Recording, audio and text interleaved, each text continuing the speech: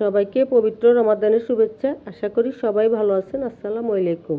আজকে রান্না করব, যেহেতু রোজার দিন, একটু হালকা মশলা খেলে শরীরের জন্য খুবই ভালো।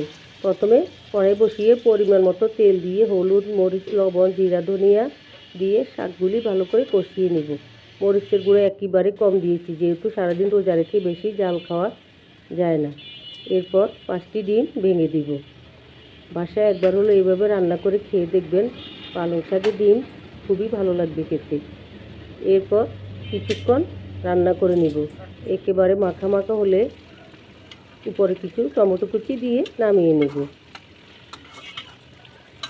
হালকা করে নেড়ে চেড়ে নিব।